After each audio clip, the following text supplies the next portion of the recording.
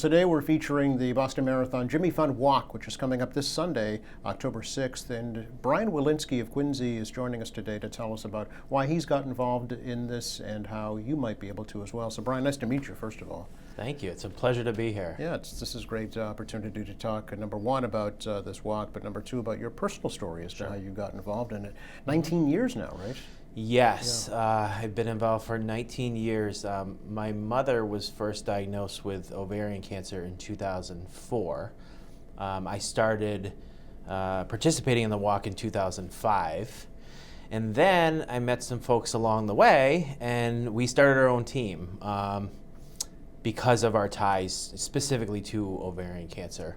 My mother since passed in 2013. So it's been 11 years since she passed. But once again, along the way and along this journey, we've met people who've lost loved ones, who have joined our team that are currently fighting this evil disease, and now, also have ties to other people who've been recently diagnosed. And Dr. Ursula Matulonis, who's the head of gynecological research at Dana-Farber. She's world-renowned, and she walks with us every year. So all of our funds are earmarked specifically to ovarian cancer research, whereas other funds in the Jimmy Fund Walk go to general cancer or other types of cancers. So we like to think of it as we do our part by specifically making sure that these funds are allocated to that fund. Sure, as a tribute to your mom, first of all, right? But then to the survivors who are currently going through it. Yes. What's your team? What's the name of your team? It's called the Ovarian Cancer Brigade. There you go. The brigade came along, my co-captain Ellen Caliendo and I, we're trying to figure out a name from the beginning. Brigade sort of has this, in the UK they say fire brigade. Yes, yeah. So we came up with that. It sounds like a bit of a troop or of warriors, etc. Yeah. And we usually we've had up to, I'd say 50 some odd people in 1 year on the team. This year we've got close to 25. Okay. It kind of alters every year. It depends on, if there's a specific person we're rallying around or someone in their family, pull in family members or somebody who might be sick at the time.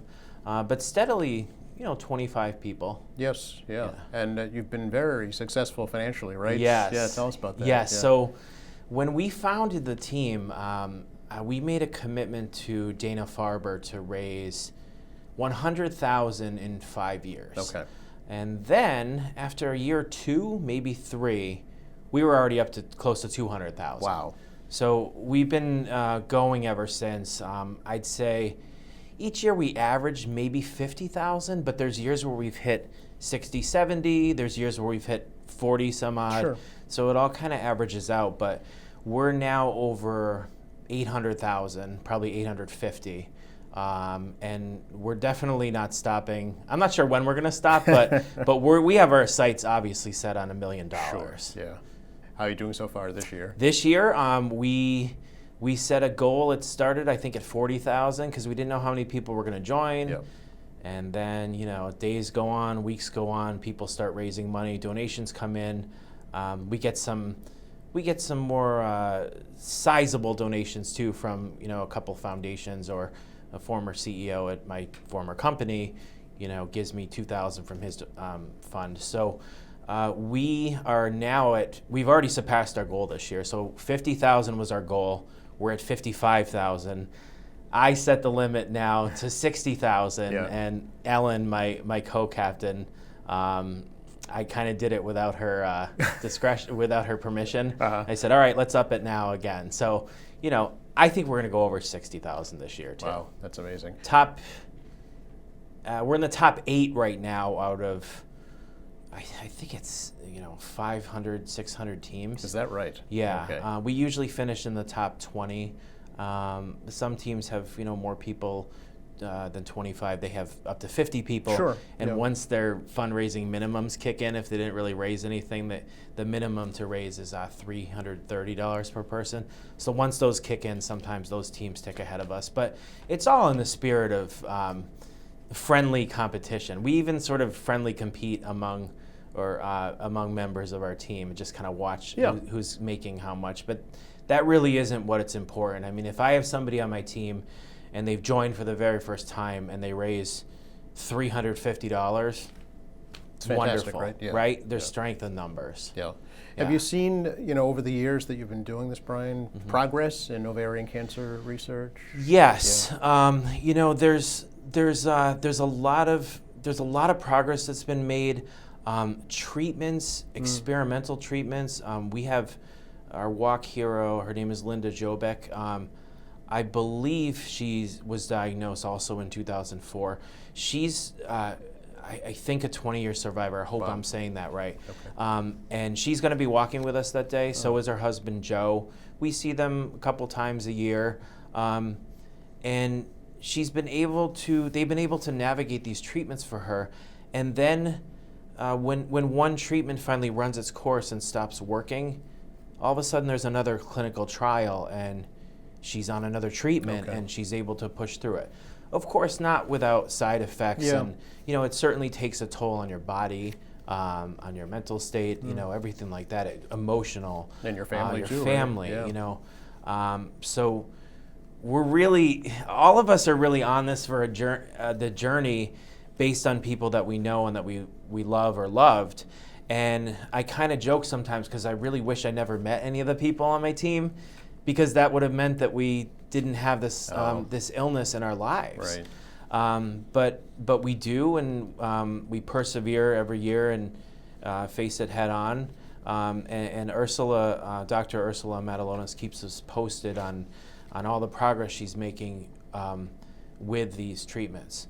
Just a couple Yeah, statistics please. on ovarian cancer. There's 300 women that are 300,000 women a year are diagnosed Wow. globally. Globally, Okay. okay, Yep. yeah. So in the U.S., Yep. there are 20,000 women per year diagnosed, and it's not out of those, but 13,000 women per year pass away from this disease. It's accounts for more deaths than any other cancer of the female reproductive system. Really? Yes, it's linked also to breast cancer as well. Yes. The genetic makeup. I don't Okay. know all the science of it, but what I say to anybody is, if you have an important woman in your life, we all have a mother, grandmother, sister, friend, wife, Sure. and child, and encourage them to get regular checkups. The symptoms of this disease are very, very, very quiet. Many people say it whispers. Loss of appetite, bloating, sometimes an unexplained weight loss. There's some other symptoms, but unfortunately, with this disease, it's diagnosed often in its very late stages. I see, yeah. It's already advanced, and that is what happened with my mom.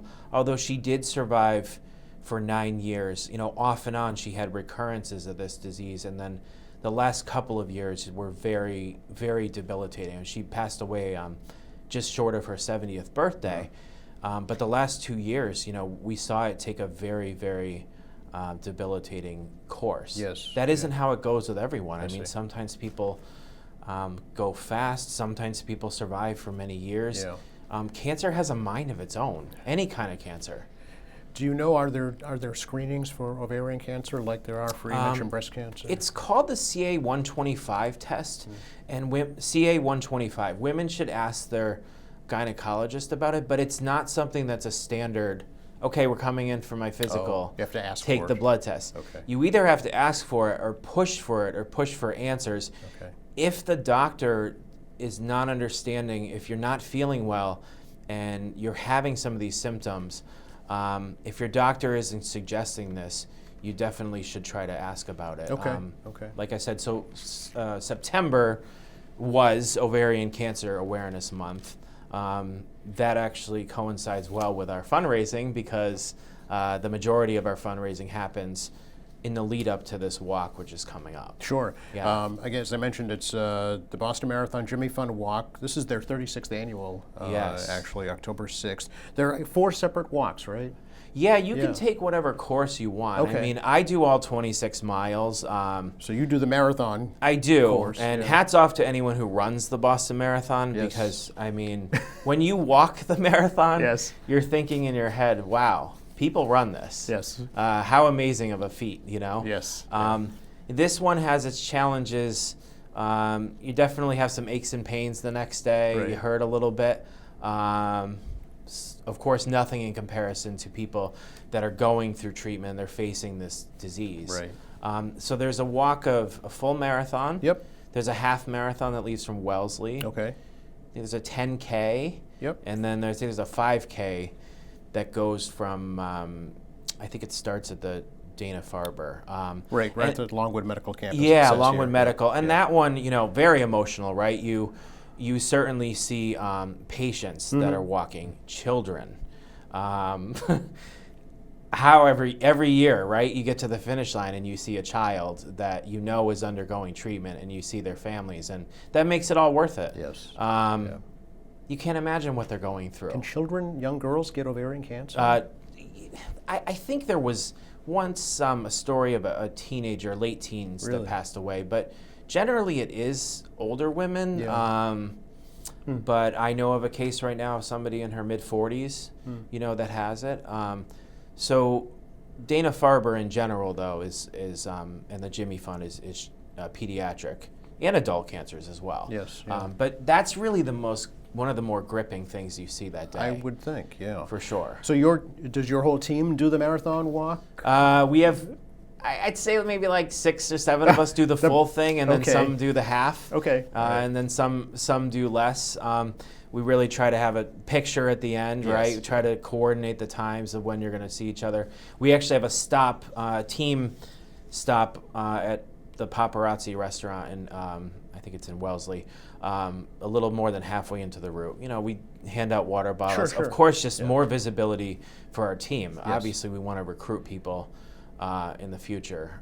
For the future, we have people bring their little dogs and all that. Yeah. So definitely, high visibility along the route. You will see the teal shirts as well. But all these teams, I mean, there's thousands of people that do this walk, and they some really creative teams, a lot of great spirit. A lot of Quincy folks, right, this year? Yeah, there are, I think it was 39 the last we checked. I'm assuming probably 40 by the time this weekend comes. Sure. And, so Quincy is well represented, and, you meet people too. You meet people every year. You hear their stories along the way. Sometimes you're talking during the walk. Right. Sometimes people have their headphones on. They don't want to talk. They just want to keep going. Sure. But it's one of my favorite days of the year, Is it to be really? honest. Yeah. I mean, we're up at, I'm in Boston by 5 a.m. to catch the bus out to Hopkinton. Okay. It's pitch black out. Nobody's on the roads. And you take this long bus ride, and once again, you meet people, and people start talking, and you hear their stories. It's very emotional. I would It think, can be yeah. emotional, depending on the year, too, depending on who you know that's facing this, or who is in the hospital. Right. That's one of the parts of the walk that it's an unfortunate reality. We meet people along the way that are sick, but it pushes us to keep going and do this and keep raising money every year. We even did this, COVID. Is that the right? year of COVID, Yeah. it was 2 straight years. Cancer doesn't stop during COVID. It didn't stop at all. And the Dana-Farber was wonderful. The Jimmy Fund Walk organizers, they did a virtual walk, Yeah. right? So walk in your own neighborhood, wear your shirt, raise your money. And we pushed through that. It was great finally to be able to once again do this in person. How long does it take to walk the marathon route, Brian? Yeah, so we leave about 6 a.m. Okay. and we get to the finish line. It's at the Boston Common this year. It used to be at Copley. Maybe 2:15 p.m. Okay. You don't really Right. stop. You stop to go to the bathroom. little You over stop 8 to get a hours, yeah, snack.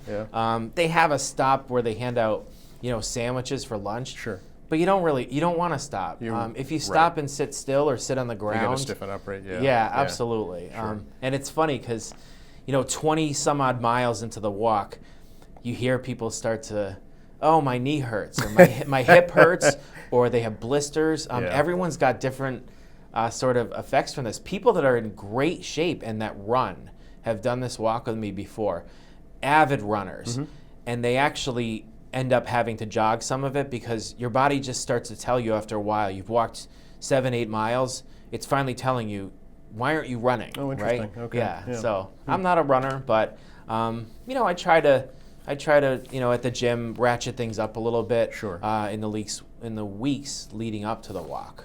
How do folks support this walk and your team in specifically? Yeah. So I have the link which we'll put up. Yes. You can make a donation to the Ovarian Cancer Brigade. Okay. You could make a donation to me. It doesn't really matter because it's all going, to this specific fund. It's Right. the Dr. Ursula Matulonis Ovarian Cancer Research Fund. Okay. And then, if you want to make a general donation to Dana-Farber and to the Jimmy Fund Walk, there's the website. It's very easily findable. Again, we can put that up too. And you could donate online. There's really no minimum of donations too. Sure. But yeah, I'm at about 8,600 now on my own that Personally? I've raised. Yep. Okay. And I'm hoping to hit, I'd say 9,500. That's my goal. We post pictures during the day along the walk, Sure. right? And then you keep posting your link. I was telling you before, I post a picture of my dog and my cat, right? With the shirt, right? And I put it all over my social media. I'm sure people by the end of this walk have seen many of my posts about this. I thank people publicly on my social media pages for their donations, and that just brings in more donations. And then again, the day of the walk, people take pictures along the route, and it generates more and more donations. I believe last year the walk in its entirety raised $9.4 million. It's amazing. I don't know what the goal is this year. It's either 9, maybe 10. It's the single largest one-day cancer fundraiser in the United States. I'm not sure about globally, but I know in the United States it is. Absolutely. Yeah. Anything else you'd like to add right now? No, I think that pretty much covers it. I mean, I'm thrilled to be part of this. Every year, we have the Boston Marathon itself, and then you have the Pan Mass Challenge comes up in the summer, and you see people asking for donations for that. I just think Boston in general is people really open up their pocketbooks and their wallets to help out. There's so many, worthy causes, and this is just kind of a staple of what happens in the fall. It's part of my life now. It's going to be until my legs give out, until Right. we find a cure. Right. I think we all kind of joke about that with each other. Is there's no end to this. We're not going to stop, until there's a cure. And we have seen some really good advancements. So there is progress, but there's still so much more to go. And I'm not a doctor, and I'm not a researcher, but I sure as hell can raise funds. And I can mobilize the people around me on my team and in my friend sphere and my family sphere to put money towards this cause. Well, we wish you the very best again this year. Thanks for Thank sharing you your so story. much. It was a pleasure to be here. You're very welcome. Our pleasure. And thanks for watching us here at AM Quincy. I'm Joe Catalano. We'll see you next time.